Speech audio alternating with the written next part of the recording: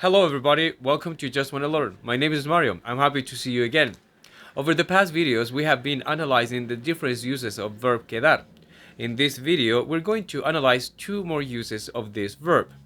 So we have said several times that verb quedar may be used in a concrete way, in which case we're talking about a location, temporary or permanent. And you may also use verb quedar in an abstract way, in which case you are talking about a result. If it's past, it's a fulfilled result. You already have it. You cannot change it. If it's in present, then it is an optional result. You may have it, you may not. It depends on you. It is a possibility, right? Now, during this video, we will go back to the idea of progress, which we talked about during the first video, right? There is this abstract use of verb quedar, which indicates that there's a progress of something and then it is stopped, right? And we gave several examples before, such as el almuerzo quedó delicioso, right? The process of cooking was stopped at the point where lunch is delicious, right? Or was delicious. So the meaning of verb quedar implies a process which it is stopped or left at a point, and you have a result from that process, right? So let's analyze the following scenario. Let's say that you are at school and the previous lesson you had started reading a book. So the teacher may start the lesson by asking, ¿En qué página quedamos? ¿En qué página, in what page? ¿En qué página quedamos? Meaning, until what page did we read? ¿En qué página quedamos? So as you can see, you can use verb quedar with the sense of having progress to a certain point. At that point you left it and now you may continue. And then, of course, one of the students may answer, quedamos en la página 62. Quedamos en la página 62. Literally, we were left at, or we stayed en la página 62, in page number 62. Of course, we read until page number 62, right? Quedamos en la página 62. So let's say that you're watching a movie with your friends, but then the pizza arrives. So you pause it and then you go eat some pizza and then you go back to the movie. But then somebody may ask the question, ¿En qué parte quedamos? ¿En qué parte quedamos? Literally, in what part did we stay, or in what part were we left at? Meaning, what was the last scene that we watched? ¿En qué parte quedamos? And of course, you may have the answer. Quedamos en la escena de la fiesta. Quedamos en la escena de la fiesta. Meaning, we watched until the party scene. Quedamos en la escena de la fiesta. You can use verb quedar to express the progress of any process, basically.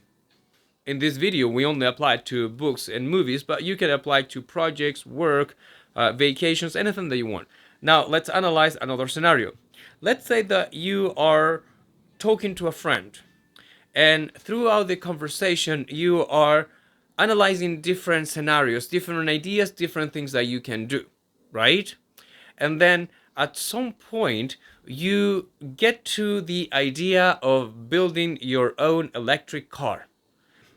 So in Spanish, you can say, quedamos en construir un auto eléctrico. Quedamos en construir un auto eléctrico. Literally, we stayed at building an electric car. Quedamos en construir un auto eléctrico.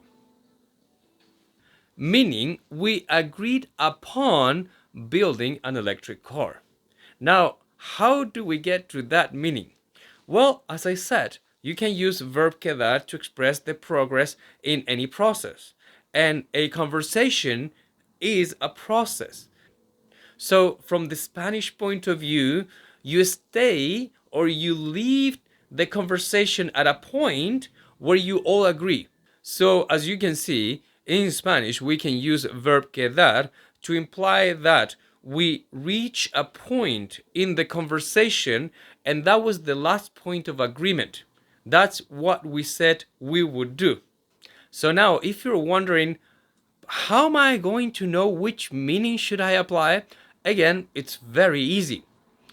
As we said before, in order to know if verb quedar was being used in a concrete way or an abstract way, was just looking for adverbs of location or adjectives, right?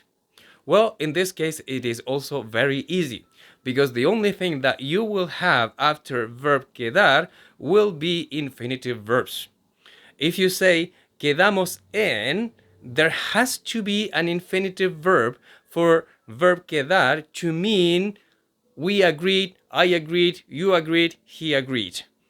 If you have an infinitive verb after quedar en or any conjugation of quedar en, that means somebody agreed upon blah blah blah blah. So going on with the same idea, I can say quedamos en comprar el motor en línea. Quedamos en comprar el motor en línea. Literally, we stayed or we left at buying the engine online. Quedamos en comprar el motor en línea. But of course, that means we agreed to buy the engine online. Quedamos en comprar el motor en línea. Now, I can of course say, yo quedé, I agreed, yo quedé en hacer el diseño. I agreed to make the design. Yo quedé en hacer el diseño. And of course, I may add, mi amigo quedó, my friend agreed, my friend left at, my friend stayed at, my friend agreed, mi amigo quedó en traer sus herramientas. Mi amigo quedó en traer sus herramientas. My friend agreed to bring his tools. Mi amigo quedó en traer sus herramientas. Well, this has been our lesson for today. I hope you enjoyed it and found it useful. If you have any comments or questions, please let me know. Otherwise, I will see you in the next lesson.